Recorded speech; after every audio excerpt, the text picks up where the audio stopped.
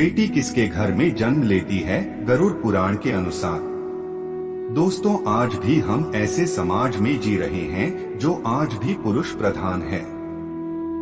आज भी जब लड़की का जन्म होता है तो अधिकतर घरों में मायूसी छा जाती है। और मित्रों, यह और कुछ नहीं बल्कि हम मनुष्यों की अज्ञानता है। लड़की को बोझ समझते हैं, परंतु आपको जानकर हैरानी होगी कि लड़की का जन्म हर किसी के घर में नहीं होता, बल्कि उसी के घर होता है जो भाग्यशाली होते हैं और अपने पुण्य कर्म अर्जित किए होते हैं। और आज हम आपको यही बताने जा रहे हैं कि भगवान कैसे घरों को लड़की का जन्म देने के लिए चुनते हैं और वह कौन से पुण्य कर्म है जिसकी वजह से कोई भी इंसान बेटी का माँ या बाप बनता है। वीडियो में आगे बढ़ने से पहले हमारे YouTube चैनल जीवन ज्ञान संगम को लाइक सब्सक्राइब करें और कमेंट में जय श्री राम लिख दें। बेटी किसके घर में पैदा होती है गरुड़ पुराण। दोस्तों, भगवान श्री कृष्ण से अर्जुन पूछते हैं कि माधव किन कर्मों के कारण किसी के घर पुत्री धन की प्राप्ति होती है, अर्थात कैसे घरों में बेटियों का जन्म होता है।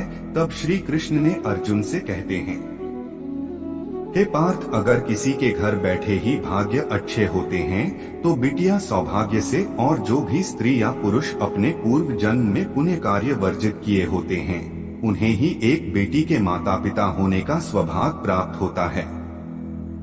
बेटियों को जन्म के लिए उन्हीं घरों को चुना जाता है जो बेटियों का भार सहन कर सके, क्योंकि तीनों लोगों में स्त्री अर्थात बेटियां ही ऐसी होती है जिसका भार हर कोई सहन नहीं कर सकता। वह बेटियां ही होती है जो इस सृष्टि को निरंतर चलाती है। माँ होने के लिए अपना सर्वस्व निछावर कर देते हैं।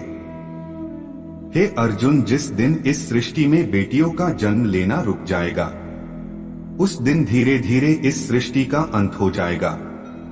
मित्रों को भगवान श्री कृष्ण के इन बातों पर गौर किया जाए तो उनका कहा बिल्कुल सही है, क्योंकि बेटियां अगर नहीं होंगी तो किसी का भी वंश आगे नहीं बढ़ सकता।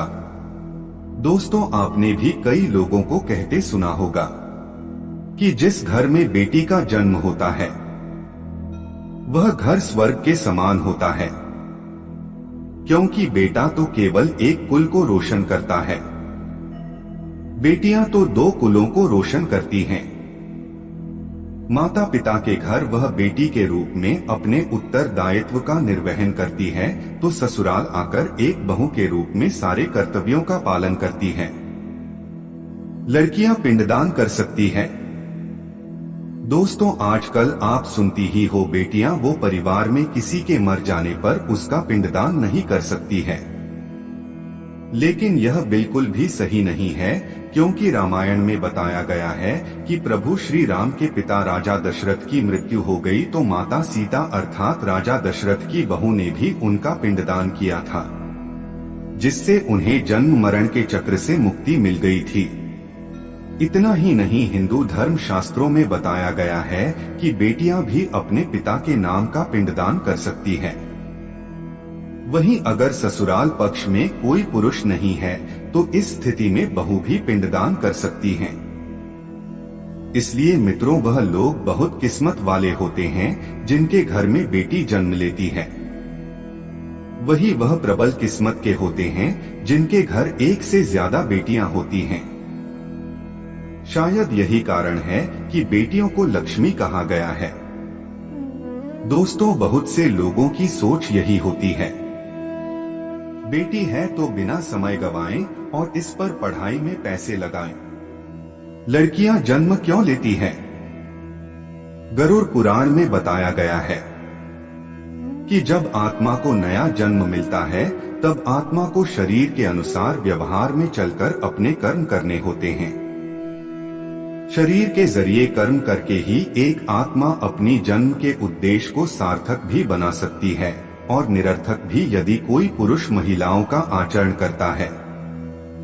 स्वभाव में महिलाओं वाले याद ले आता है या वही काम करना चाहता है जो एक महिला को करना चाहिए, तो ऐसे ही पुरुषों का आत्मा स्त्री का शरीर धारण करती है। वहीं गरुड़ पुराण में बताया गया है यदि कोई व्यक्ति मृत्यु के अंतिम चरण में किसी स्त्री को याद करते हुए प्राण त्याग करता है तो वह अगले जन्म स्त्री के रूप में जन्म लेता है। वही अंतिम चरण में भगवान का नाम लेता है तो उसे मोक्ष की प्राप्ति होती है। तो उम्मीद करता हूँ कि आप ये भली भांति समझ गए होंगे कि स्त्री का जन्म क्यों मिलता है, साथ ही बेटियों का जन्म कौन से घर में होता है। आज के लिए इतना ही। हमारे वीडियो के साथ अंत तक बने रहने के लिए आप सभी लोगों को दिल से धन्यवाद।